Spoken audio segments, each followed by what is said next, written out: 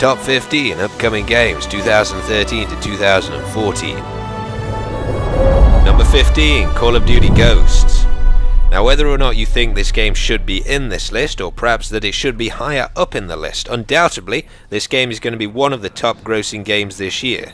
I've put it at 15 because I want to wait and see. There's very little multiplayer footage at the moment, and that is obviously what the vast majority of people spend the most amount of time playing in the game. Single player details have of course been revealed, and the game will come out on November the 5th. The US apparently is no longer a superpower, and you're part of a band of elite soldiers called Ghosts. Apparently one of those guys is in fact a dog, or you can control the dog, as you'll see in this clip here.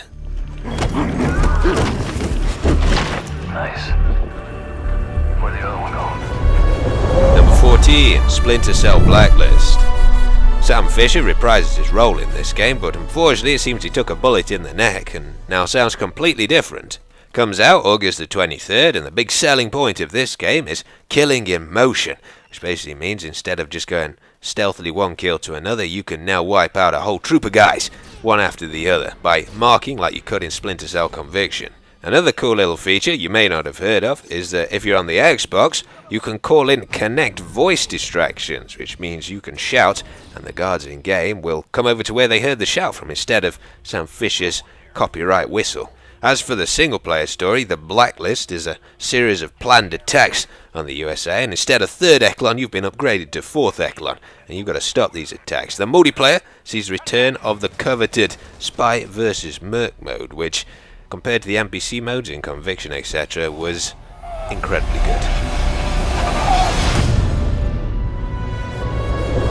Number 13, Dead Rising 3. As you can see, the fictional city of Los Perdidos has got something of a zombie problem, which you, Nick Ramos, are going to fix. Game comes out at some point in November this year and is an Xbox One exclusive. Some of the new things, which in this game but not in the previous, you can now craft on the run. The guy you're playing is a mechanic, so if you wanted to make yourself a broom saw and you find a broom and a saw, that's how you make one. You can just kneel down and get that job done. It is a completely open world city like Grand Theft Auto is, and you've got to escape it before a military strike on there. So the game gives you a lot more freedom on the next generation of consoles than the previous games did.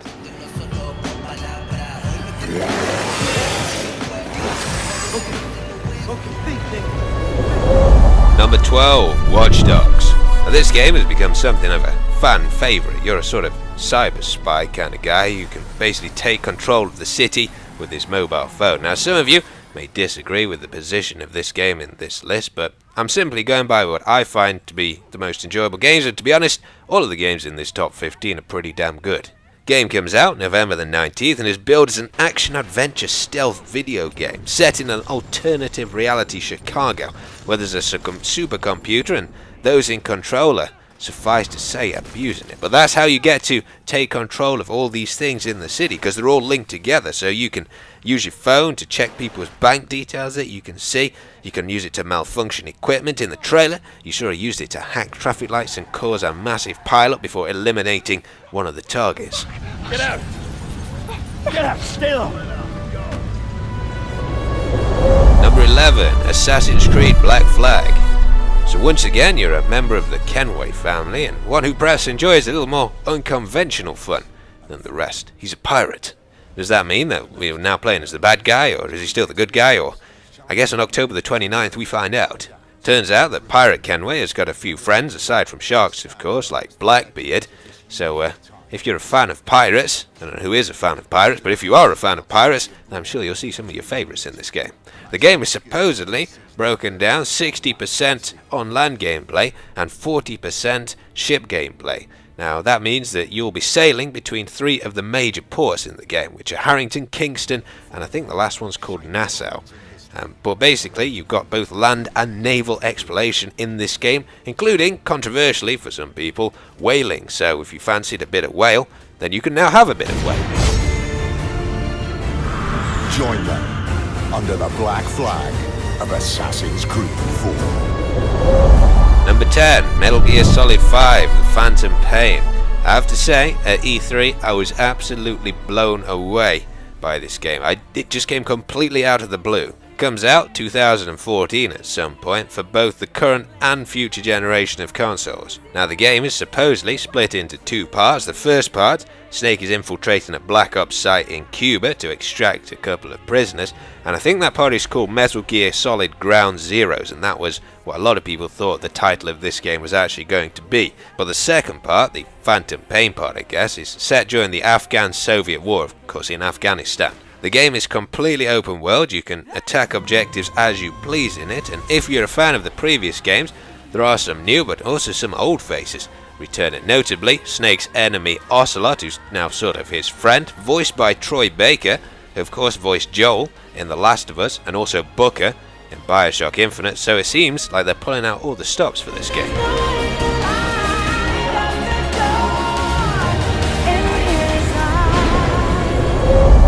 Number 9, Daisy Standalone. If you're unfamiliar with this game, it places you in an open world where you've got to survive the current zombie apocalypse with any other players that you find. The alpha of this game is coming out at some point in July and aims to improve on every aspect of the mod. The map's been extended 20% further to the north and the west, and there's new islands, including Utes, out in the sea. 90% of the buildings are now enterable, most of the towns have been rearranged, there's a new crafting system, a totally new UI, even the map comes in several different parts that you have to piece together. So there is, we've got military bases nearby. I mean, it's a 260 square kilometre map. Number 8, Arkham Origins. Game set 5 years before Arkham Asylum, which was probably one of my favourite games ever made. As you would imagine, when the game comes out on October the 25th, you'll be playing as Batman, and he's brought with him a whole new set of tools, including the Batwing, which you can now use to travel from one place to another. Of course, Arkham City was pretty open world, and it seems like the world in Arkham Origins is going to be even bigger, so that's how you get from one place to another. There's also the Batclaw, which allows you to attach two enemies together, and as well as that, Batman now has some new detective skills, which lets him recreate crime scenes and solve puzzles by using that info. It's also worth noting that everybody's favourite voice actor, Troy Baker, is making a return in Arkham Origins as the Joker. He was, of course, in Arkham City, both Harvey Dent and Robin, and a whole host of other characters as well.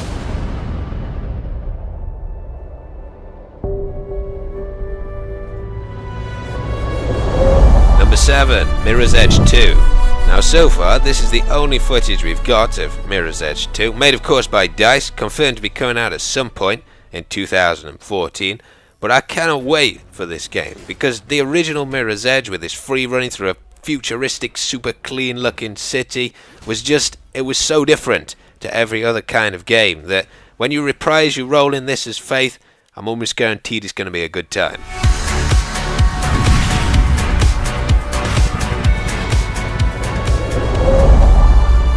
Number 6, The Division. This was probably the biggest shock, for me at least, at E3. Currently only coming out on the PlayStation 4 and the Xbox One, although they are considering a petition to get this on PC. It is an MMO third-person tactical shooter. The game is set in an immediately post-apocalyptic New York, where a disease has caused society to collapse. You play part of an elite team set to try and resolve this crisis. As with a lot of next-generation titles, this game features companion gaming, so if you've got a tablet, then you can use it to, say, fly around a little bot to check out different parts of the city and things like that without having to go in there with your character. Wow, yep. I'm gonna go in. Number 5, Titanfall. So this is the first release of Respawn Entertainment. The guys who left Infinity Ward set up their own company because they didn't like the direction of the Call of Duty series.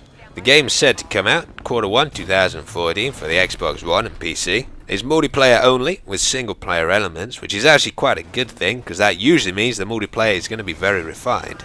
As you can see, you can either play as free running pilots or inside agile mech walkers, so Colonel Quadrich, eat your heart out.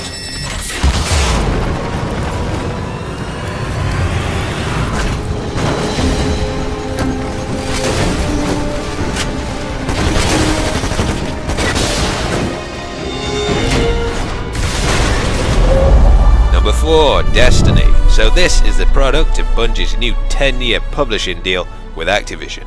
You play 700 years in the future. Humans have branched out during what was called the Golden Age to planets in the solar system. But then for some reason, there was a collapse of all of this, where all the colonies were destroyed and mankind was nearly wiped out, but was saved by a mysterious orb called the Traveller, which hovers above the last city on Earth.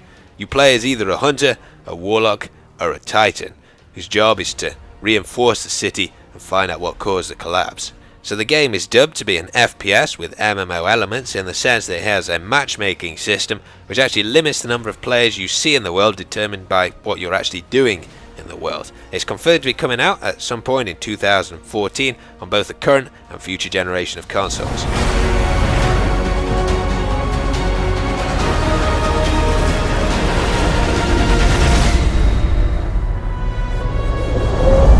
Number 3, Battlefield 4. I don't think I have ever felt such anticipation for an upcoming multiplayer shooter. Battlefield 3 obviously contains some flaws, but now that this game is on the future generation of consoles and PC and the past generation, it could well become the definitive Modern Warfare shooter. It comes out on October the 29th and, to be honest, features everything that should have been in Battlefield 3. A new commander mode, the ability to swim underwater, counter knives, frostbite 3.0 destruction. As you'll see in this video, this whole tower gets destroyed once the underlying pillars are taken out. You can also play as female soldiers, and you play as 3 factions: the US, China or Russia. From what I've seen, both vehicle and infantry gunplay is a whole lot more satisfying as well.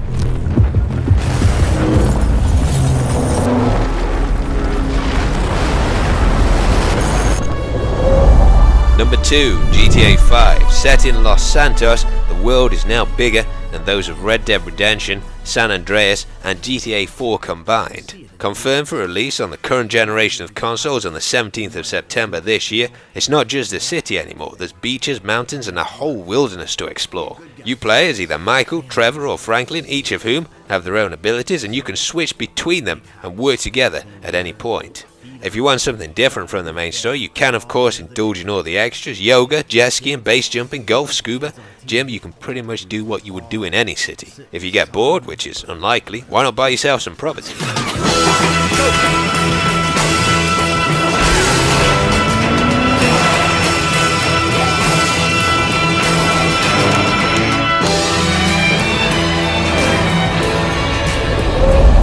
Number 1, Star Wars Battlefront 3. Now it may surprise you that this is at the top of my list, given that they've only shown this small cinematic, but I've been waiting for so long to get a decent Star Wars game, and I really think DICE can nail it this time. They've already said you can fly from the planetary surface all the way up into a space battle, so it looks like it could be incredibly good.